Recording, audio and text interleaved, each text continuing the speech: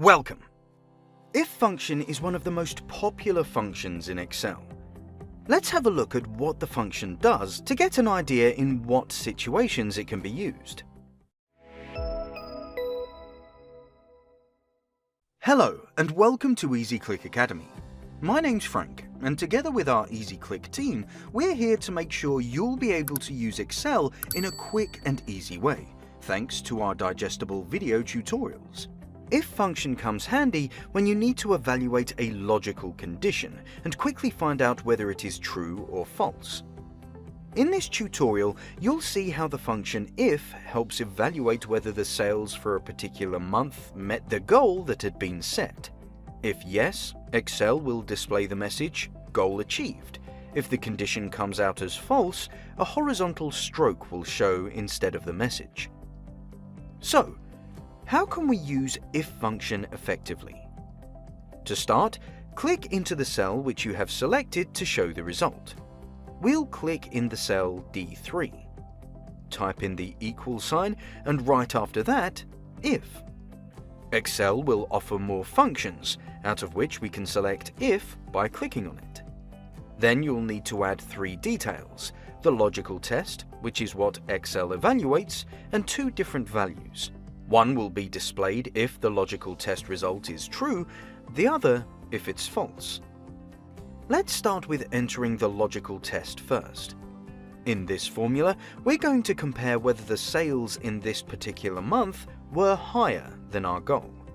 So, we're trying to find out whether the goal in the cell C3, sales for January, is higher than our goal in the cell G2. This way you can compare whether something is greater than or less than, or equals to something else.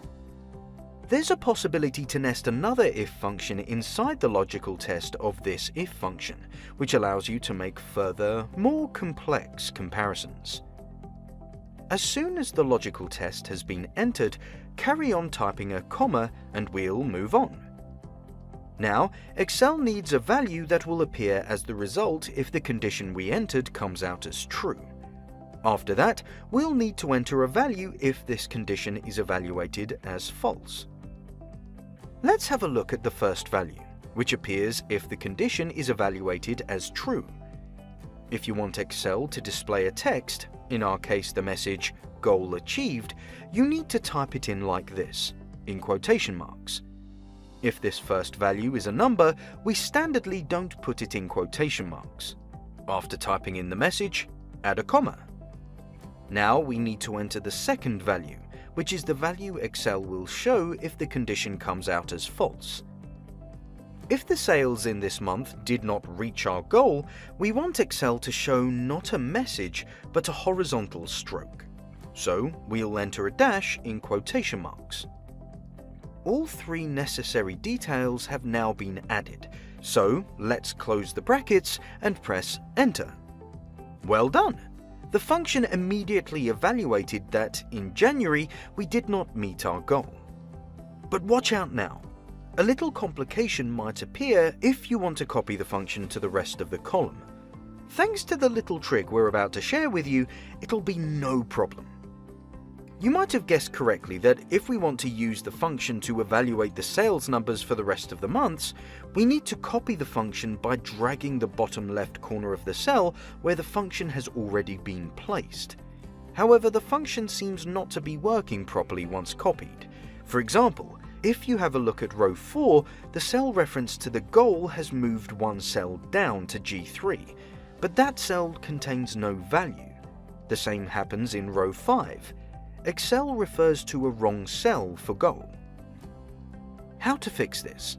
Have a look at the original formula which was previously copied to the rest of the rows.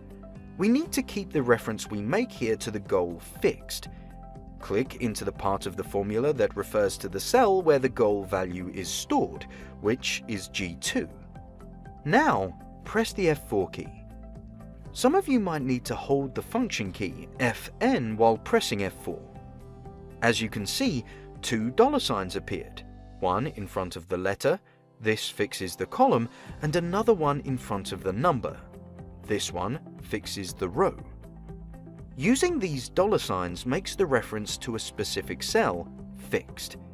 In all rows now, the copied formula will use only the cell G2 to calculate the result. This little trick works in all Excel formulas and functions, so you can use it whenever you need. Let's hit enter again, and let's try to drag the formula down the rest of the cells one more time. And we can see that the function works perfectly now.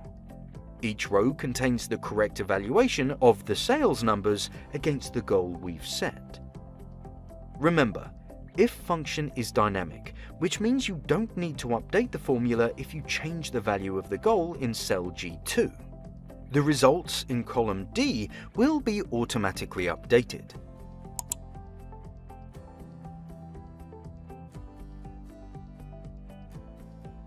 To see more ways how you can use the if functions, check out our video tutorial on how to calculate hours worked in Excel, Midnight Span, where we used the logical test to find out whether the working time spanned midnight. The link to the tutorial can be found in the description below, along with video tutorials for other popular functions in Excel. If you found this tutorial helpful, give us a like and watch another video tutorial by EasyClick Academy. Learn how to use Excel in a quick and easy way. Is this your first time on EasyClick? We'll be more than happy to welcome you in our online community. Hit that subscribe button and join the Easy Clickers. Thanks for watching, and I'll see you in the next video.